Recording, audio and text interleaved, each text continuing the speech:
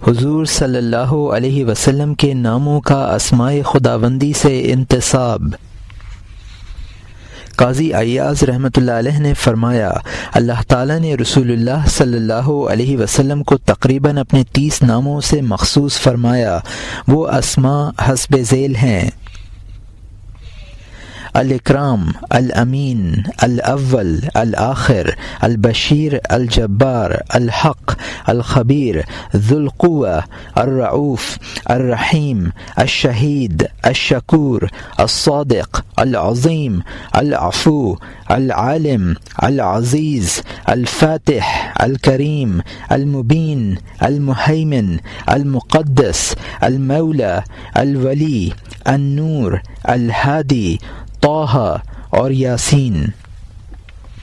علامہ سیوطی رحمۃ اللہ علیہ فرماتے ہیں کہ ہمیں ان 30 ناموں کے سوا اور بھی بہت سے اسماء قرآن کریم میں ملتے ہیں جو یہ ہیں: الاحد، الاصدق، الاحسن، الاجود، الاعلی، الآمر، الناہی، الباطن، البر، البرہان، الحاشر، الحافظ، الحفیظ، الحسیب، الحکیم، الحلیم، الحی، الخلیفہ، الداعی، الرفیع، الوادع، رفیع الدرجات، السلام، السید، الشاکر، الصابر، الصاحب، الطیب، الطاہر، العدل، العلا، الغالب، الغفور، الغنی، القائم، القریب، الماجد، المعطی، الناسخ، الناشر، الوفا،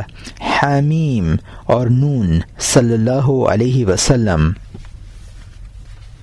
حضور صلی اللہ علیہ وسلم کے مبارک ناموں کا اسماء خداوندی سے اشتقاق۔ حضرت حسان بن ثابت رضی اللہ عنہ نے رسول اللہ صلی اللہ علیہ وسلم کی مدح میں حسب ذیل اشعار پڑھے: اقرأ علیہ للنبوۃ خاتم من اللہ من نور یلوح و یشہد۔ آپ صلی اللہ علیہ وسلم حسین ہیں، آپ صلی اللہ علیہ وسلم پر مہر نبوت ہے جو اللہ تعالیٰ کی جانب سے ہے، وہ مہر نور ہے جو چمکدار ہے اور گواہی دیتی ہے۔ وَدَمَّ إِلَٰهُ اسم النبی الی اسم اذا قال فی الخمس المؤذن اشہد۔ اللہ تعالیٰ نے آپ صلی اللہ علیہ وسلم کا نام اپنے نام کے ساتھ ملایا جب مؤذن پانچوں وقت اشہد اللہ الہ الا اللہ کہتا ہے تو اس کے ساتھ ہی اشہد ان محمد رسول اللہ کا بھی اظہار و اعلان کرتا ہے۔ وشق له من اسمها ليجلى فذو العرش محمود بهذا محمد۔ اللہ تعالیٰ نے اپنے نام سے حضور صلی اللہ علیہ وسلم کا نام نکالا تاکہ آپ صلی اللہ علیہ وسلم کی عزت و عظمت کا اظہار ہو، تو مالک عرش کا نام محمود ہے اور آپ صلی اللہ علیہ وسلم کا نام محمد صلی اللہ علیہ وسلم۔ بیہقی و ابن عساکر نے سفیان بن عینیہ کی سند سے حضرت علی بن زید بن جدعان سے روایت کی، انہوں نے کہا کہ لوگوں نے ایک اجتماع میں مذاکرہ کیا کہ عرب میں کون سا شاعر بہتر ہے اور اس کے کلام میں وہ کون سا بہترین شعر ہے جو اس نے حضور صلی اللہ علیہ وسلم کی منقبت میں کہا ہے، چنانچہ متفقہ طور پہ کہا گیا کہ وہ شق لہ من اسمہ الآخر سب سے بہتر ہے۔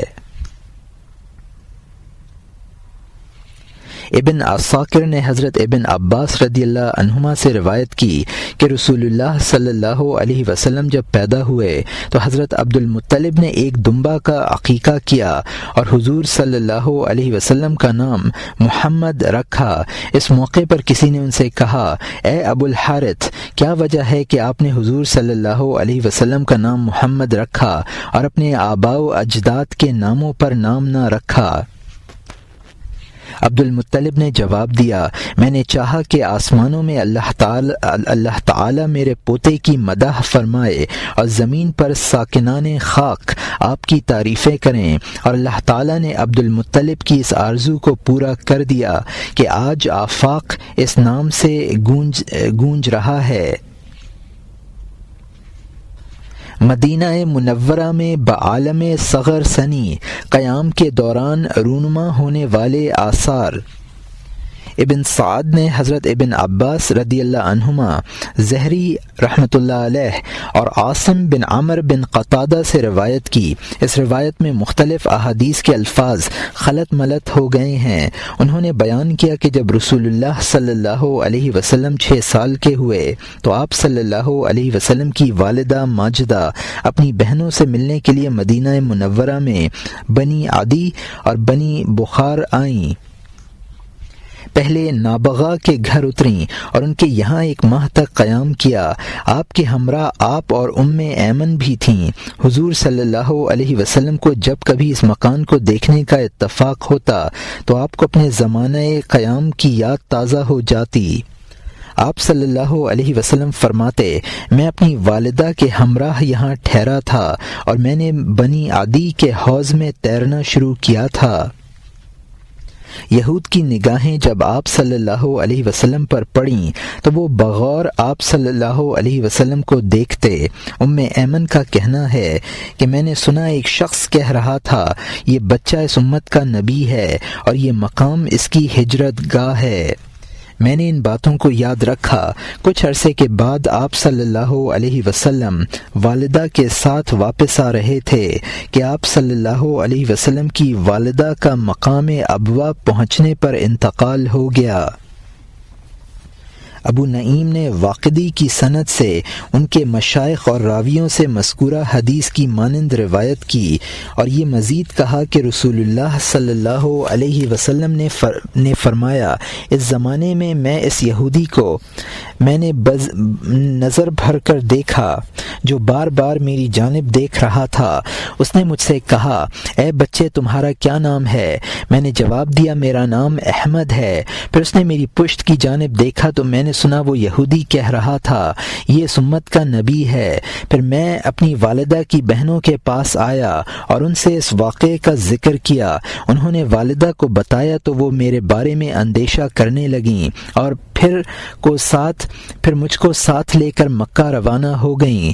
ایمن ہمیں بتایا کرتی تھیں کہ دوپہر کے وقت میرے پاس مدینے کے قیام کے دوران 2 یہودی آئے اور انہوں نے کہا کہ ہم احمد کو دیکھیں گے۔ میں نے دکھا دیا، پھر اوندھا کر کے پیٹھ دیکھی۔ پھر انہوں نے آپس میں کہا، یہ اس امت کا نبی ہے اور یہ شہر اس ہجرت کا مقام ہے۔ عنقریب اس شہر میں قتل و غارت، قید و بند اور دوسرے اہم امور ظہور میں آنے والے ہیں۔ ایمن رضی اللہ عنہا نے کہا کہ میں نے ان کے یہ الفاظ یاد رکھے۔ حضور صلی اللہ علیہ وسلم کی والدہ کی وفات۔ ابو نعیم نے بسند زہری سماع بنت ابی رحم سے اور انہوں نے اپنی امہات یعنی ماؤں سے روایت کی کہ میں رسول اللہ صلی اللہ علیہ وسلم کی والدہ ماجدہ حضرت آمنہ کے پاس اس مرض کے زمانے میں جن میں ان کی وفات ہوئی موجود تھی، اور حضور صلی اللہ علیہ وسلم جن کی عمر صرف 5 سال تھی بالیں پر بیٹھے تھے اور مریضہ ماں اپنے صاحبزادے کو دیکھ رہی تھیں۔ پھر حضرت آمنہ نے یہ اشعار پڑھے، بارک اللہ فیک من غلام یا ابن الذی من حومۃ الحمام، اے میرے بیٹے اللہ تعالیٰ تمہاری عمر میں برکت دے، اے اس شخص کے فرزند جو میرا شوہر ہے اور وہ وفات پا چکا ہے۔ نجا بعون الملک المنام منعام فودی عدات الضرب بالسہام، جس نے انعام و اکرام کرنے والے خدا کی مدد سے اس وقت نجات پائی تھی جب قرآن دازی میں ان کا نام نکلا۔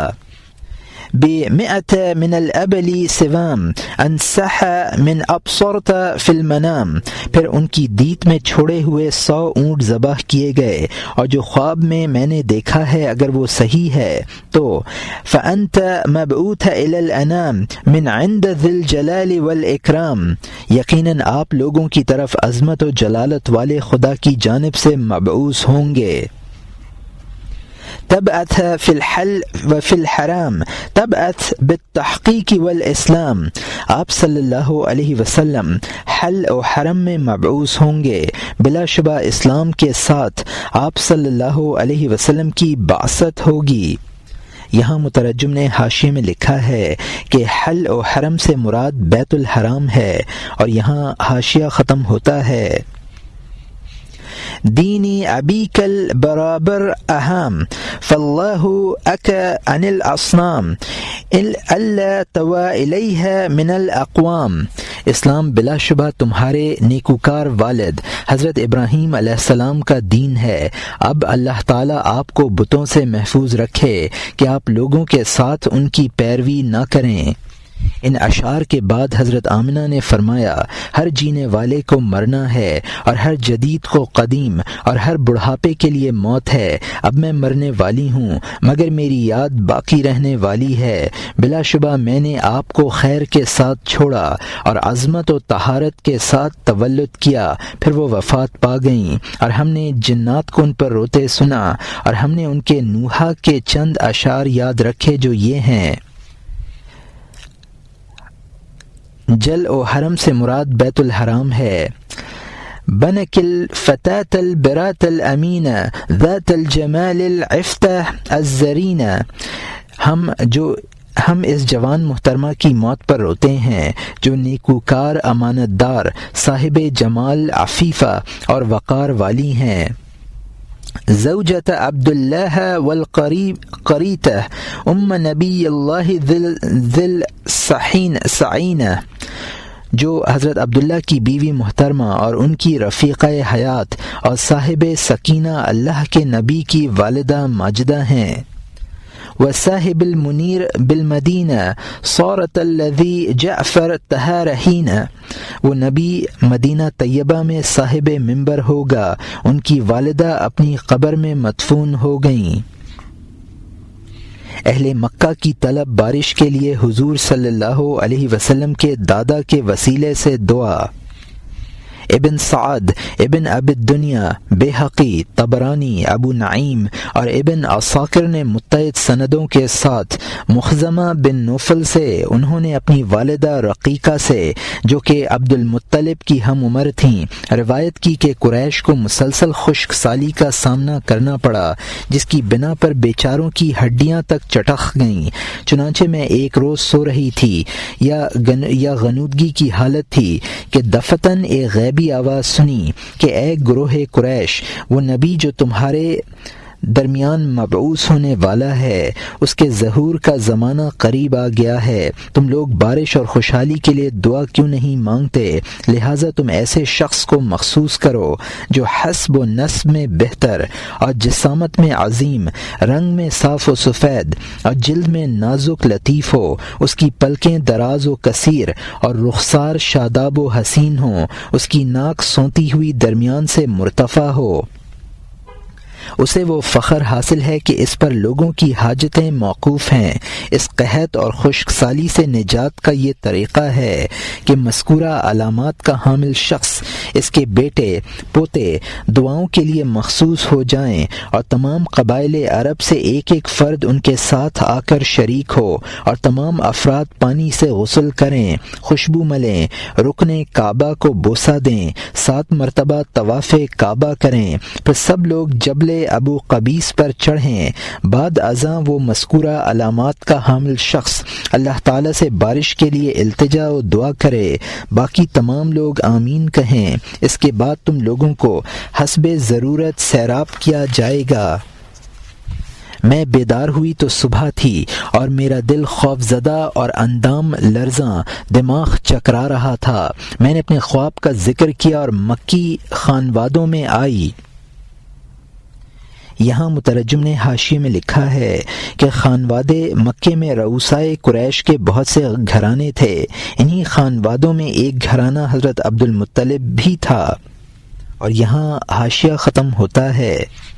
ہر شخص نے یہی کہا کہ جو علامات تم بیان کر رہی ہو وہ سردار عبد المطلب کے سوا کسی میں نہیں۔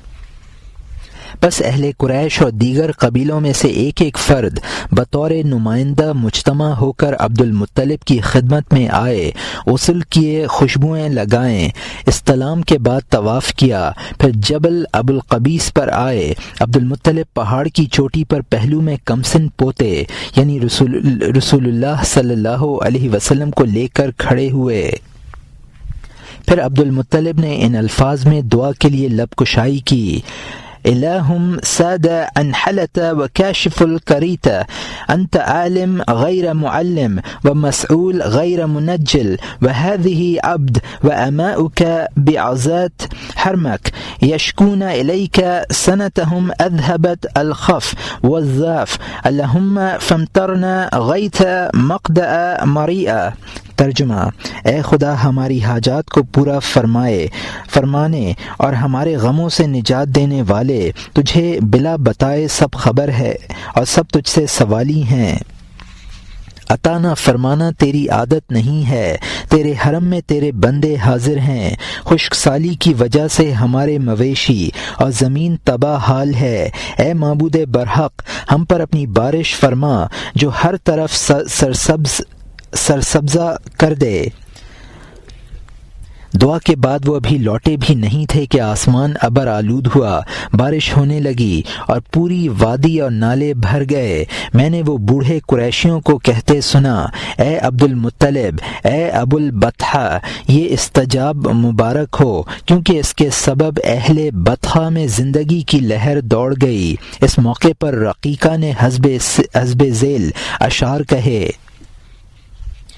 بشیبہ الحمد اسقى الله بلدتنا لما فقدنا الحياء والجلوذ المطر، یعنی شیبہ الحمد عبد المطلب کے وسیلے سے اللہ نے ہمارے شہروں کو پانی بخشا جبکہ ہماری زندگیاں خشک سالی کے سبب تنگی میں تھیں۔ فنجاء بالماء جون له سیل صحاف شت به الانعام والشجر، تو موسلادھار بارش ہوئی جس سے دریا اور نالے بھر گئے، چوپائے اور درخت زندہ ہو گئے۔ منا من اللہ بالمیمون طائرہ وخیر من بشرت یوم به مدر، ہم سب کی سیرابی اللہ تعالیٰ کا احسان ہے، اس کے وسیلے سے ہے جس کا نصیبہ برکت والا ہے، اور وہ اس سے بہتر ہے جس کی بشارت ایک دن مضر نے دی تھی۔ مبارک الامر یستقی الغمام بہ ما فی الانام له عدل ولا خطر، بابرکت ہے وہ نام جس کے وسیلے سے بادل کے ذریعے پانی مانگا گیا، وہ ایسی ذات ہے جس کی ہم سر اور ہم مرتبہ ذات لوگوں میں کوئی نہیں۔ حضرت صلی اللہ علیہ وسلم اپنے دادا کے جس کام کو اپنے ذمے لیتے وہ پورا ہوتا۔ بخاری رحمۃ اللہ علیہ نے اپنی تاریخ میں، ابن سعد نے اور ابو یعلا طبرانی، ابن عدی اور حاکم نے روایت کر کے صحیح کہا ہے، اور بحقی، ابو نعیم اور ابن مندہ نے قندیر بن سعید کی سند سے انہوں نے اپنے والد سے روایت کی کہ زمانہ جاہلیت میں زیارت بیت اللہ کو میرا جانا ہوا، میں نے خانہ کعبہ کا طواف کرتے ہوئے ایک شخص کو دیکھا جو یہ پڑھ رہا تھا: رد الى راکبی محمد یا رب ردا واستنع عندی یدا، اے میرے رب مجھ پر سواری کرنے والے محمد کو مجھے لوٹا دے، اے میرے رب، اے پلٹا دے، اسے پلٹا دے اور میرا ہاتھ مضبوط کر دے۔ میں نے دریافت کیا کہ یہ کون شخص ہے جو مناجات کر رہا ہے؟ لوگوں نے بتایا کہ یہ عبد المطلب ہیں، انہوں نے اپنے فرزند محمد کو تلاش شستر کے لیے بھیجا ہے، اور وہ عبد المطلب کے جس کام کو انجام دہی کے لیے جاتے ہیں اس کو پایہ تکمیل تک پہنچا دیتے ہیں۔ اس وقت ان کی واپسی میں کچھ دیر ہو گئی ہے جس کی وجہ سے وہ دعا کر رہے ہیں۔ اس بات کو زیادہ دیر نہ ہوئی تھی کہ حضور صلی اللہ علیہ وسلم اونٹ لے کر آ گئے۔ بحقی اور ابن عدی نے بہتر بن حکیم سے روایت کی کہ میرے جد امجد حیدہ نے عہد جاہلیت میں عمرہ کیا، انہوں نے ایک بوڑھے شخص کو طواف کے دوران یہ دعا کرتے سنا: رد الى راکبی محمد یا رب ردا واستنع عندی یدا، میں نے دریافت کیا کہ یہ کون شخص ہے؟ لوگوں نے بتایا کہ یہ سردار قریش عبد المطلب ہیں، ان کے بہت سے اونٹ ہیں، جب ان میں سے کوئی گم ہو جاتا ہے تو اپنے بیٹے کو بازیابی کے لیے بھیجتے ہیں، جب بیٹے تلاش میں ناکام ہو جاتے ہیں تو پھر اپنے پوتے کو روانہ کرتے ہیں۔ اس وقت انہوں نے اپنے پوتے کو روانہ کیا ہوا ہے کیونکہ ان کے بیٹے اونٹ کی تلاش میں ناکام ہو چکے تھے۔ اس گفتگو کو زیادہ وقت نہ گزرا تھا کہ رسول اللہ صلی اللہ علیہ وسلم اونٹ کو لے کر آ گئے۔ عبد المطلب کو معرفت رسول اللہ صلی اللہ علیہ وسلم حاصل تھی۔ ابن اسحاق، بیہقی اور ابو نعیم نے اپنی سند سے روایت کی کہ ہم سے عبداللہ بن عباس بن معبد نے اور ان سے ان کے بعض گھر والوں نے حدیث بیان کی کہ عبد المطلب کے لیے سایہ خانہ کعبہ میں مسند لگائی جاتی اور مسند پر کوئی بھی ان کی اولاد میں سے نہ بیٹھتا، مگر جب رسول اللہ صلی اللہ علیہ وسلم تشریف لاتے تو آپ اسی مسند پر بیٹھ جاتے۔ جب کوئی چچا جب یہ دیکھ لیتا اور حضور صلی اللہ علیہ وسلم کو مسند سے ہٹنے کے لیے کہتا تو پھر عبد المطلب فرماتے میرے بیٹے سے کچھ نہ کہو۔ پھر آپ صلی اللہ علیہ وسلم کی پشت پر شفقت اور پیار سے ہاتھ پھیرتے ہوئے کہتے بلا شبہ میرے اس بیٹے کی بڑی شان ہے۔ جب عبد المطلب کی وفات ہوئی تو حضور صلی اللہ علیہ وسلم 8 سال کے تھے۔ عبد المطلب نے وفات سے پہلے حضور صلی اللہ علیہ وسلم کے لیے ابو طالب کو وصیت کر دی تھی۔ یہاں مترجم نے حاشیے میں لکھا ہے کہ اس بنا پر بعض ارباب علم و فضل یہ استدلال کرتے ہیں کہ عبد المطلب کو اپنے نبیرہ محترم کی ان خصوصیات سے من جانب اللہ آگاہی حاصل تھی جو اللہ تعالیٰ نے ان کی ذات میں ودیعت فرما دی تھی۔ اور یہاں حاشیہ ختم ہوتا ہے۔ ابو نعیم نے بطریق عطا حضرت ابن عباس رضی اللہ عنہما سے اسی کی مانند روایت کی، البتہ اس میں اس قدر زیادہ ہے کہ میرے بیٹے کو چھوڑ دو کہ وہ مسند پر بیٹھا رہے، وہ اپنی ذات کے بارے میں شعور اور معرفت رکھتا ہے اور مجھے امید ہے کہ وہ ایسے مرتبہ اعلیٰ پر پہنچے گا کہ نہ اس سے پہلے کوئی پہنچا نہ بعد میں پہنچ سکے گا۔ ابن سعد اور ابن عساکر نے زہری، مجاہد اور نافع بن جبیر سے روایت کی کہ رسول اللہ صلی اللہ علیہ وسلم مسند عبد المطلب پر بیٹھ جایا کرتے۔ کوئی چچا آتا اور آپ صلی اللہ علیہ وسلم سے ہٹ جانے کو کہتا تو عبد المطلب فرماتے میرے بیٹے کو کچھ نہ کہو کیونکہ اس میں شاہانہ صفات ہیں۔ بنی مدلج نے عبد المطلب سے کہا آپ محمد صلی اللہ علیہ وسلم کی حفاظت کیجیے کیونکہ ہم نے حضرت ابراہیم علیہ السلام کے نشان قدم کے مشابہ جو مقام ابراہیم میں ہے کسی کا قدم نہیں دیکھا مگر محمد صلی اللہ علیہ وسلم کا نشان قدم اس سے بہت مشابہ ہے۔ حضرت عبد المطلب نے ام ایمن سے فرمایا اے کنیز اس فرزند سے بے پرواہ نہ ہونا اس لیے کہ اہل کتاب میرے اس بیٹے کو نبی بتاتے ہیں۔ ابو نعیم نے واقدی کی سند کے ساتھ ان کے مشائخ سے روایت کی ہم ایک روز حجر اسود کے قریب عبد المطلب کے ساتھ بیٹھے ہوئے تھے اور نجران کا پادری جو ان کا دوست تھا ان سے باتیں کر رہا تھا کہ ہم ایک نبی کی خبر پاتے ہیں جو بنی اسماعیل سے ہوگا، یہ شہر مکہ اس کی ولادت گاہ ہے اور اس کی یہ علامات ہیں۔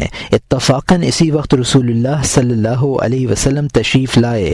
پادری نے آپ کی آنکھوں، پشت اقدس اور قدم شریف کو بغور دیکھا اور کہنے لگا وہ نبی یہی ہیں۔ اس نے پوچھا آپ کا ان سے کیا رشتہ ہے؟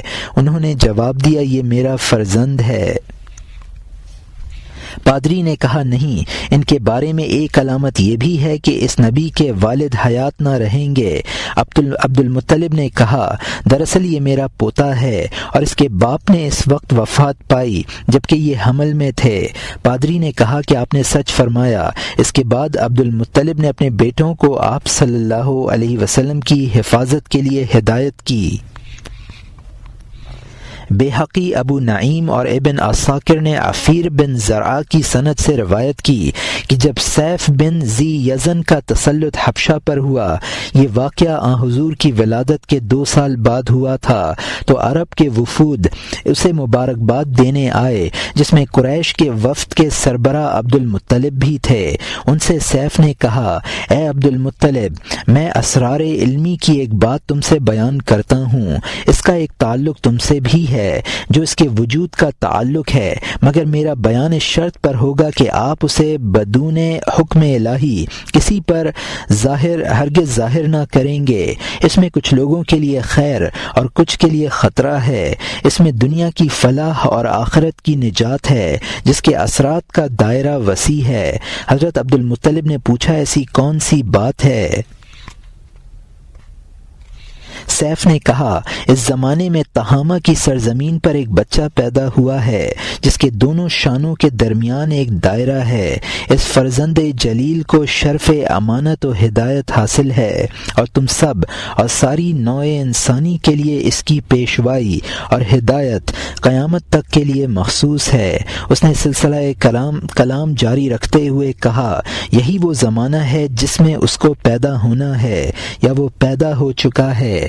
نام اس کا محمد ہے۔ اس کے والدین فوت ہو جائیں گے اور اس کے دادا اور چچا کفالت کریں گے۔ اس کا حکم غالب ہو کر رہے گا اور ہم میں سے اس کے لیے مددگار پیدا کرے گا۔ اس کے ذریعے دشمن دوست بنیں گے اور سچائی کے مخالفوں کو ذلیل و خوار کریں گے۔ ہلاکت کے گہرے غاروں سے لوٹ کر لوگ سلامتی کی راہ پر گامزن ہوں گے۔ ان کے لیے مادی وسائل فراہم کرنا آسان ہوگا۔ وہ زمین کے خزانوں سے اپنے ارادے کی قوت باہر نکال لیں گے۔ وہ صرف رحمان کی عبادت کریں گے اور طاغوت کی قوت اور سرکشی کو توڑ دیں گے۔ آتش کدے سرد اور بت کدے تباہ ہوں گے۔ اس کے عدل اور انصاف گستری کا انعام خویش و بیگانہ سب کو پانی، ہوا اور سورج کی شعاع کی طرح یکساں لے گا۔ اے عبد المطلب تم اس کے دادا ہو، یہ بات جھوٹ نہیں ہے۔ تو اے خوش قسمت بوڑھے سردار اور پاسبان حرم، تو کیا تم نے سمجھ لیا جو میں کہہ رہا تھا؟ انہوں نے کہا کہ ہاں اے واقف حال بادشاہ، میں نے اپنے محبوب ترین فرزند کا نکاح ایک شریف خاندان، شریف خصلت زہری خاتون سے کیا ہے جس کے بطن سے لڑکا پیدا ہوا جس کا نام محمد رکھا گیا۔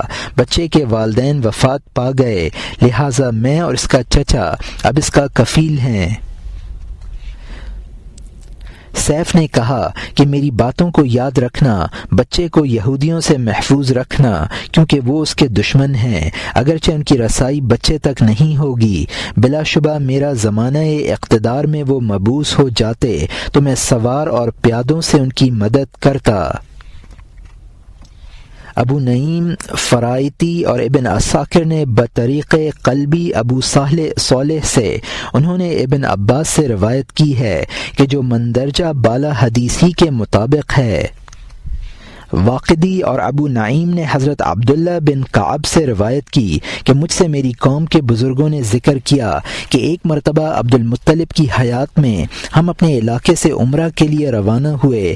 تیمہ کے ایک یہودی بغرض کاروبار تجارت ہمارے ساتھ ہو گیا۔ مکہ پہنچ کر اس نے عبد المطلب کو دیکھا تو اس نے کہا کہ کتب سماوی میں ہے کہ شخص کی نسل سے ایک نبی پیدا ہوگا جو ہماری قوم کو عاد کی طرح قتل کرے گا۔ ابن سعد نے ابو حازم سے روایت کی کہ ایک کاہن مکہ آیا، اس نے حضور صلی اللہ علیہ وسلم کو عبد المطلب کے ہمراہ دیکھ کر کہا اے قریش، اس بچے کو مار ڈالو، یہ تمہارے طریقوں کو ختم کرے گا اور تمہاری مزاحمت بے سود اور بے نتیجہ رہے گی۔ حضور صلی اللہ علیہ وسلم کا اعجاز ابو طالب کے زمانہ کفالت میں۔ ابن سعد، ابو نعیم اور ابن عساکر نے حضرت ابن عباس سے روایت کی کہ ابو طالب کے بچے عام بچوں کی طرح گندے منہ اور آنکھوں کے ساتھ سو کر اٹھتے اور حضور صلی اللہ علیہ وسلم صاف اور ستھرے۔ ابو طالب سب کے سامنے کھانا لاتے تو وہ بے صبری اور حرص اور طلب زیادتی کا مظاہرہ جیسے بچوں کی عادت ہوتی ہے کرنے لگتے، مگر حضور صلی اللہ علیہ وسلم پروقار طریقے پر خاموش بیٹھے رہتے۔ ابو طالب نے یہ صورتحال دیکھ کر ان سے علیحدہ آپ صلی اللہ علیہ وسلم کا انتظام کر دیا۔ ابن سعد، ابو نعیم اور ابن عساکر نے حضرت ابن عباس رضی اللہ عنہما سے روایت کی کہ ابو طالب اور ان کے دوسرے اہل خانہ جب رسول اللہ صلی اللہ علیہ وسلم کے ساتھ دسترخوان پر کھانا تناول فرماتے تو شکم سیری اور لطف محسوس کرتے۔ اتفاقاً کھانے کے وقت حضور صلی اللہ علیہ وسلم موجود نہ ہوتے تو ابو طالب گھر والوں سے کہتے ٹھہر جاؤ، محمد صلی اللہ علیہ وسلم کے آ جانے کے بعد شروع کریں گے۔ اگر غذا میں دودھ ہوتا تو پھر ابو طالب شیر نوشی کی ترتیب اس طرح رکھتے کہ پہلے حضور صلی اللہ علیہ وسلم کو پلاتے، پھر دوسرے گھر والوں کو اور بعد میں خود لیتے۔ اکثر کہا کرتے کہ میرا یہ بیٹا بڑی برکت والا ہے۔ ابو نعیم نے واقدی کی سند سے روایت کی کہ ایمن نے فرمایا میں نے نہیں دیکھا کہ رسول اللہ صلی اللہ علیہ وسلم نے کبھی بھوک یا پیاس کی شکایت کی ہو۔ صبح کو اٹھ کر تھوڑا آب زمزم پی لیتے اور صبح کو ناشتے میں کچھ نہ لیتے۔ ابن سعد نے ایمن کی اس حدیث کو دوسری سند سے طبقات میں لکھا ہے کہ آپ صلی اللہ علیہ وسلم نے بچپن اور بڑھاپے میں کبھی بھوک اور پیاس کی شکایت نہ کی۔ ابن سعد نے ابن قتیبہ سے روایت کی کہ ابو طالب کے لیے بڑا تکیہ بنایا جاتا تھا اور وہ حسب عادت اس پر ٹیک لگا لیتے تھے۔ ایک دن رسول اللہ صلی اللہ علیہ وسلم تشریف لے آئے اور تکیے کو کھول کر بچھا دیا اور اس پر دراز ہو گئے۔ کچھ دیر بعد ابو طالب آئے اور دیکھ کر کہنے لگے حل اما کی قسم، میرا یہ بھتیجا ذوق نعمت رکھتا ہے۔ ابن سعد نے ایسا ہی ایک اثر عمر بن سعید سے بھی روایت کیا ہے۔ طبرانی نے عمار سے روایت کی ایک مرتبہ ابو طالب اہل مکہ کے لیے کھانا تیار کرا رہے تھے اور ضروری سامان کے پاس بیٹھے تھے۔ جب انہوں نے حضور صلی اللہ علیہ وسلم کو آتے دیکھا تو کچھ شے پہلو کے نیچے کر لی، مگر حضور صلی اللہ علیہ وسلم نے چچا کے اس اخفا کو سمجھ لیا۔ ابو طالب نے کہا میرا یہ بھتیجا بذریعہ کرامت معلوم کر لیتا ہے۔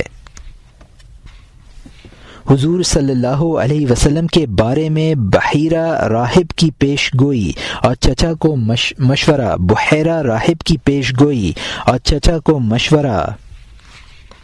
بیہقی، ابو نعیم اور خرائطی نے الحواتف میں ابو موسیٰ اشعری رضی اللہ عنہ سے روایت کی ہے کہ جناب ابو طالب رسول اکرم صلی اللہ علیہ وسلم اور قریش کے چند دوسرے بوڑھے افراد کے ساتھ شام کے سفر پر روانہ ہوئے۔ ایک مقام پر پڑاؤ کیا۔ اس پڑاؤ پر ایک راہب آیا، حالانکہ اس سے قبل ان کے پاس کبھی کوئی راہب ملنے نہیں آیا تھا۔ یہاں پہنچ کر راہب کی نظریں کسی کو تلاش کرنے لگیں۔ پھر یکبارگی اس نے رسول اللہ صلی اللہ علیہ وسلم کا دست مبارک اپنے ہاتھ میں لے لیا اور کہنے لگا کہ یہ فرزند سارے جہانوں کا سردار ہے، یہ رب العالمین کا رسول ہے، اس کو اللہ تعالیٰ نے رحمت للعالمین بنا کر مبعوث فرمائے گا۔ یہ سن کر قریش کے بڑے بوڑھوں نے کہا کہ تم کو یہ سب کس طرح معلوم ہوا؟ راہب نے کہا کہ تمہاری جماعت جب گھاٹی سے نمودار ہوئی تو میں نے دیکھا کہ اس فرزند کے سامنے ہر پتھر اور ہر درخت سجدے میں گر جاتا تھا اور یہ نبی کے سوا کسی غیر نبی کو سجدہ نہیں کرتے۔ میں نے ان کو شناخت اس طرح کیا کہ ان کے شانوں کے نچلے حصے میں سیب کی طرح مہر نبوت ہے۔ راہب نے اس جماعت کے لیے کھانے کا بندوبست کیا اور رسول اکرم صلی اللہ علیہ وسلم پر بادلوں کا سایہ کرنا خود اپنی آنکھوں سے مشاہدہ کیا۔ قریش کے قیام کے دوران بحیرہ برابر تاکید کرتا رہا کہ اس بچے کو روم نہ لے جاؤ، کیونکہ ان مخصوص علامات کو دیکھ کر وہاں کے لوگ پہچان لیں گے اور اندیشہ ہے کہ قتل نہ کر دیں۔ حسن اتفاق سے 9 رومی اشخاص نمودار ہوئے۔ بحیرہ جا کر ان سے ملا اور مقصد سفر دریافت کیا۔ انہوں نے جواب دیا ہم اس نبی کی تلاش میں آئے ہیں جو عنقریب مبعوث ہوا چاہتا ہے، ہم چاہتے ہیں کہ اس کے ظہور سے پہلے قتل کر دیا جائے۔ بحیرہ نے ان سے کہا کہ تم نے کبھی سنا یا دیکھا ہے کہ حکم خداوندی اور ارادہ باری کو ٹالنے اور روکنے کی کوشش کسی نے کی ہو اور وہ کامیاب ہوا ہو؟ اس نے جواب دیا سنا نہ دیکھا۔ انہوں نے جواب دیا سنا نہ دیکھا۔ راہب نے مشورہ دیا تم کو چاہیے کہ اس نبی کی اطاعت کرو اور اس کے کاموں میں شریک بن جاؤ۔ بحیرہ راہب اس کے بعد قریشیوں کے پاس آیا اور کہا کہ آپ لوگوں میں ان محمد صلی اللہ علیہ وسلم کا اصل والی کون ہے؟ لوگوں نے ابو طالب کی طرف اشارہ کیا کہ یہ ہیں ان کے والی۔ بحیرہ نے حضرت ابو طالب کو نزاکت حال سے آگاہ کیا اور ان کو کسی نہ کسی طرح مکہ واپس کر دینے پر راضی کر لیا۔ اس سفر میں حضرت ابو بکر رضی اللہ عنہ بھی شریک تھے۔ انہوں نے بلال حبشی کو حضور صلی اللہ علیہ وسلم کے ہمراہ جانے پر آمادہ کر لیا۔ روانگی کے وقت زیتون کے کاک بطور توشہ ساتھ کر دیے۔ بحقی کہتے ہیں کہ یہ واقعہ اہل مغازی کے نزدیک بہت مشہور ہے۔ علامہ سیوطی رحمۃ اللہ علیہ نے کہا کہ اس واقعے کے متعدد شواہد ہیں جن کو آگے بیان کروں گا جو اس کی صحت پر دلالت کرتے ہیں۔ ذہبی رحمۃ اللہ علیہ نے اس حدیث کو اس قول کی بنا پر ضعیف کہا کہ حضرت ابو بکر رضی اللہ عنہ نے بلال کو حضور صلی اللہ علیہ وسلم کے ساتھ بھیج دیا۔ وجہ یہ ہے کہ حضرت ابو بکر اس وقت تک نہ تو متاہل تھے اور نہ ہی بلال رضی اللہ عنہ کو خریدا تھا۔ اور ابن حجر نے الاصابہ میں فرمایا اس حدیث کے تمام راوی ثقہ ہیں اور اس میں کوئی منکر بھی نہیں ہے بجز اس فقرے کے، تو اس فقرے کو اس بات پر محمول کیا جائے گا کہ یہ غلط الفاظ کا نتیجہ ہے، گویا ہم سند دوسری حدیثوں کے الفاظ اس حدیث سے مخلوط دوسری حدیث کے الفاظ اس حدیث سے مخلوط ہو گئے ہیں۔ بیہقی نے ابن اسحاق سے روایت کی کہ آپ صلی اللہ علیہ وسلم کے چچا ابو طالب قافلے کے ہمراہ حضور صلی اللہ علیہ وسلم کو ساتھ لے کر شام کی طرف روانہ ہوئے۔ دوران سفر بصرہ پر پڑاؤ کیا۔ وہاں بحیرہ راہب اپنی خانقاہ میں مقیم تھا۔ اس کی علماء نصارہ میں بڑی قدر تھی۔ اس خانقاہ کے موروثی الہامی کتاب راہبوں کے سردار کے پاس منصبی اعتبار سے پشت در پشت سے چلی آ رہی تھی۔ بحیرہ بھی اسی کا عالم تھا۔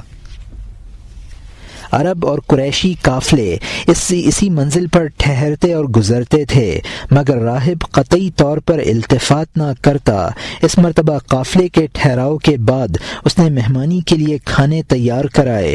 اس نے اپنے صومعہ میں دیکھا کہ قافلے پر سفید ابر سایہ افغن ہے۔ پھر یہ قافلہ اور نزدیک پہنچ کر ایک درخت کے سایہ میں فروکش ہوا تو دیکھا کہ وہ سفید ابر درخت کے اوپر سایہ کر رہا ہے اور درخت کی شاخیں رسول اللہ صلی اللہ علیہ وسلم پر جھکی ہوئی ہیں۔ جب بحیرہ نے یہ منظر دیکھا تو وہ خانقاہ کی چھت سے اترا اور کھانا تیار کرنے کا حکم دیا اور کہلوایا، اے گروہ شعب قریش، میری خواہش ہے کہ آپ تمام حضرات میری مہمانی میں کھانا کھائیں۔ قریشیوں میں کسی ایک نے کہا کہ بحیرہ سے کہو آپ نے آج خلاف عادت نوازش فرمائی ہے اور پورے قافلے کو دعوت طعام دی ہے۔ بحیرہ نے جواب میں دوبارہ کہلوایا، آپ لوگوں نے صحیح کہا، مگر یہ میری پیشکش پرخلوص ہے اور آپ کے احترام میں ہے۔ چنانچہ معزز بحیرہ جو کہ علم و فضل، عبادت و زہد اور بصرے کی مشہور خانقاہ کا متولی ہونے کی وجہ سے احترام رکھتا تھا، قریشی مسافر اس کی دعوت کیسے مسترد کر سکتے تھے؟ وہ سب خانقاہ جانے لگے اور محمد صلی اللہ علیہ وسلم کو قیام گاہ پر حفاظت سامان کے خیال سے چھوڑ گئے۔ بحیرہ نے سب مہمانوں پر نظر ڈالی مگر وہ علامات نہ دیکھیں۔ تب اس نے کہا کہ اے محترم قریشی مہمانوں، میں سمجھ رہا ہوں کہ آپ سب لوگ تشریف لائے ہوں گے اور مجھے سب کی مہمانی کا شرف مل رہا ہے۔ مہمانوں میں سے ایک نے کہا کہ ہم اپنی عزت افزائی کے لیے شکر گزار ہیں، ہم سب حاضر ہیں بجز ایک لڑکے، اور اس کو مستقر پر سامان کے لیے چھوڑ دیا ہے۔ بحیرہ نے کہا کہ یہ تو میری خواہش کے خلاف ہے۔ بحیرہ کے اس پرخلوص التفات کو دیکھ کر ایک شخص نے کہا، قسم لات و عزیٰ کی، ہمارے لیے غیرت و شرم کی بات ہے کہ ہم سے محترم میزبان کو بار بار کہنے کی ضرورت پڑے۔ اب ہم میں سے کسی کو مستقر پر جا کر محمد صلی اللہ علیہ وسلم کو اس دعوت میں لے آنا چاہیے۔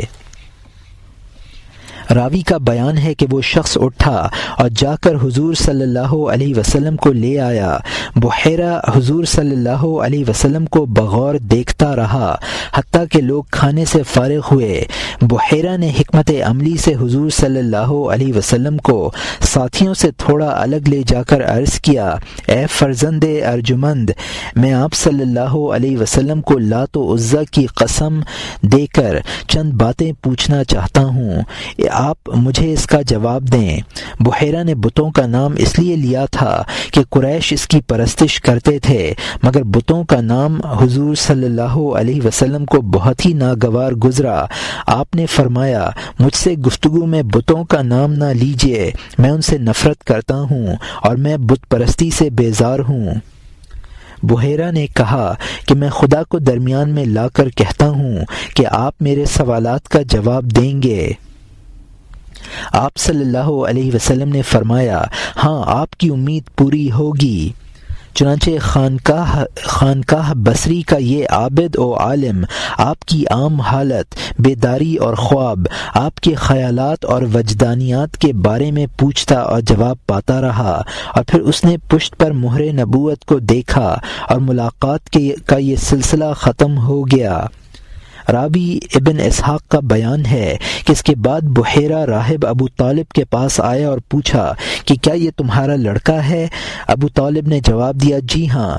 بحیرہ نے کہا، میرا خیال تو یہ ہے کہ ان کے والد فوت ہو چکے ہیں۔ ابو طالب نے کہا، یہ میرے بھائی کا بچہ ہے۔ بحیرہ نے پوچھا کہ وہ کہاں ہیں؟ ابو طالب نے جواب دیا، وہ لڑکے کی ولادت سے کچھ پہلے ہی فوت ہو چکے۔ اب بحیرہ نے کہا، ہاں یہ درست ہے۔ پھر اس نے ابو طالب سے کہا کہ تم اپنے اس بھتیجے کو وطن واپس لے جاؤ اور یہودیوں کے شر سے بچاؤ، وہ اس کو مخصوص علامات سے شناخت کر سکتے ہیں اور یہ بات خطرے کی وجہ بن سکتی ہے۔ اس کے بعد ابو طالب نے جلد معاملات ضروریات سفر کو نمٹایا اور مکہ لوٹ آئے۔ واپس آ کر تمام واقعات سفر، بحیرہ کی مشورت اور یہود کے تجسس و تلاش وغیرہ کے تمام بیتے حالات پر غور کیا۔ ایک ایک کر کے تمام باتیں آپ کو یاد آئیں، اور اس تاثیر کے تحت ابو طالب نے یہ چند محبت بھرے اشعار نعت میں کہے، فما رجعوا حتى رأوا ابن محمد احادیث تجلو غم کل فؤاد۔ وہ یہود اس وقت تک نہ لوٹے جب تک کہ انہوں نے محمد صلی اللہ علیہ وسلم میں وہ باتیں نہ دیکھ لیں جن سے دلوں کا غم غلط ہوتا ہے۔ وحتى رأوا أحبار كل مدينة سجودا له من عصبة وفراد۔ انہوں نے یہاں تک دیکھا کہ ہر شہر کے اہل علم جمع ہو کر اور فردن فردن ان کو سجدہ کرتے ہیں۔ زبیر او تمام وقد كان شاہدا دریس دہم كلهم بفساد۔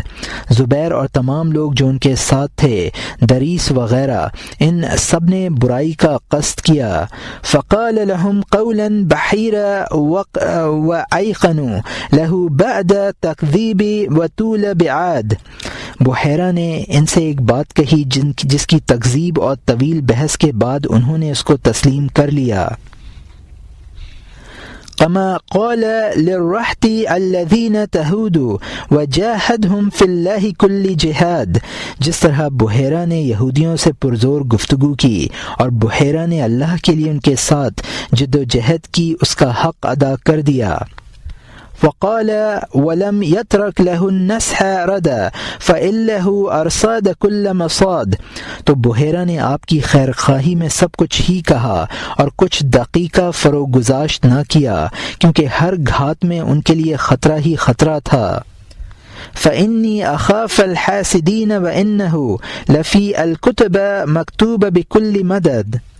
بحیرہ نے کہا کہ میں حاسدوں سے ڈرتا ہوں، کیونکہ آپ کی علامات اور رفعت شان کتب آسمانی میں درج ہے۔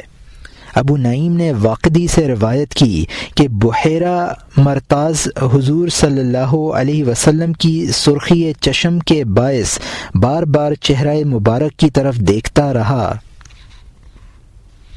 پھر اس نے قریش سے پوچھا کہ آپ کی آنکھیں ہمیشہ سرخ رہتی ہیں یا کبھی ٹھیک ہو جاتی ہیں؟ ابو طالب نے جواب دیا، یہ پیدائشی حالت ہے، کوئی آشوب یا کوئی مرض کی علامت نہیں ہے۔ بحیرہ راہب نے نیند کے بارے میں حضور صلی اللہ علیہ وسلم سے پوچھا تو فرمایا، میری آنکھیں سوتی ہیں مگر دل بیدار رہتا ہے۔ ابو نعیم نے حضرت علی رضی اللہ عنہ سے روایت کی کہ ابو طالب چند قریشیوں کے ساتھ شام کے سفر پر روانہ ہوئے۔ حضور صلی اللہ علیہ وسلم بچہ تھے اور آپ صلی اللہ علیہ وسلم کو بھی ساتھ لے لیا۔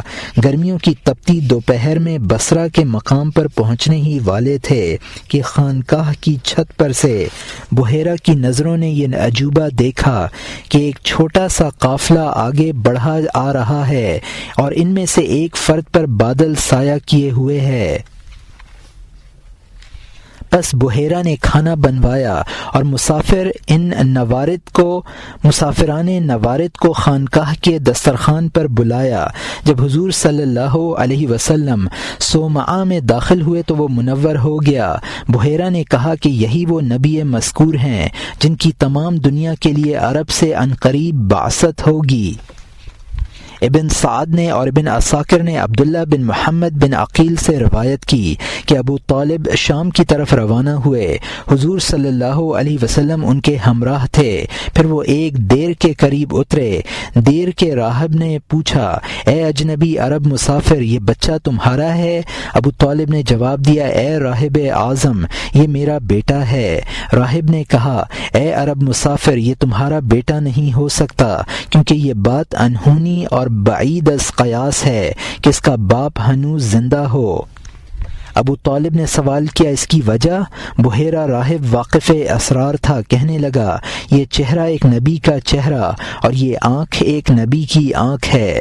ابو طالب نے پھر سوال کیا، نبی کون ہوتا ہے؟ راہب نے جواب دیا، نبی وہ ہوتا ہے جس کی آسمان سے رہنمائی ہوتی ہے، فرشتہ ہدایت لے کر پہنچتا ہے اور وہ اس ہدایت کو انسانوں تک پہنچاتا ہے۔ ابو طالب نے کہا، خدا ہی برتر ہے، تم کیسی باتیں کرتے ہو؟ آخر میں راہب نے متنبہ کیا کہ لڑکے کو یہودیوں کے شر سے بچانا۔ عبداللہ راوی نے بیان کیا، اس کے بعد وہ ایک اور راہب کی خانقاہ پر اترے۔ اس کا پہلا سوال یہی تھا، یہ بچہ کس کا ہے؟ انہوں نے کہا کہ یہ میرا بیٹا ہے۔ راہب نے کہا، نہیں، یہ تمہارا بیٹا نہیں ہو سکتا، یہ کس طرح ممکن ہے کہ اس کا باپ زندہ ہو؟ ابو طالب نے پوچھا، یہ کس لیے؟ راہب نے جواب دیا، اس لیے کہ اس کا چہرہ نبی کا چہرہ اور اس کی آنکھ نبی کی آنکھ ہے۔ انہوں نے کہا کہ سبحان اللہ، اللہ ہی برتر ہے جو تم بیان کرتے ہو۔ پھر ابو طالب نے حضور صلی اللہ علیہ وسلم کو مخاطب کر کے کہا، اے میرے بھتیجے، تم سن رہے ہو یہ کیا کہہ رہے ہیں؟ حضور صلی اللہ علیہ وسلم نے جواب دیا، اے چچا، انکار نہ کیجیے، اللہ کی بڑی قدرت ہے۔ ابن سعد نے سعید بن عبد الرحمن سے روایت کی کہ ایک راہب نے ابو طالب سے کہا کہ اپنے بھتیجے کو آگے نہ لے جائیے، کیونکہ یہودی جس امت سے دشمنی رکھتے ہیں یہ اسی امت کا نبی ہے، اور چونکہ یہ بنی اسرائیل سے نہیں ہے اس لیے یہود اس کے ساتھ شدید تعصب سے پیش آئیں گے۔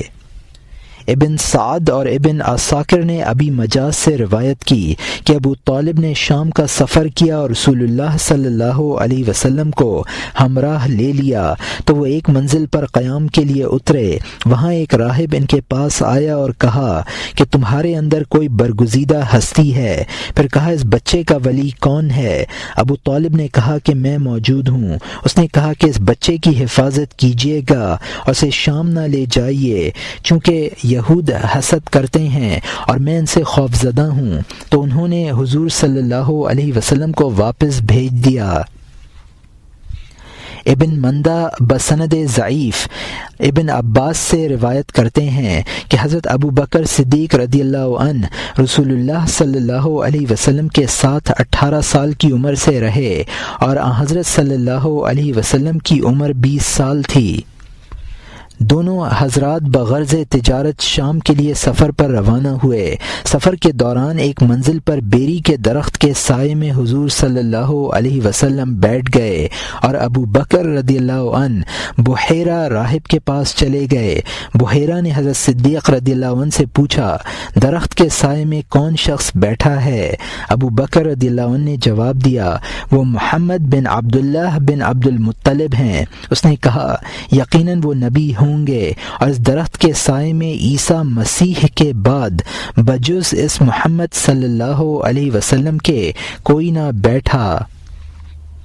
ابن حجر نے الاصابہ میں فرمایا اگر یہ اثر صحیح ہے تو پھر یہ دوسرا سفر ہوا ابو طالب کے سفر شام کے بعد۔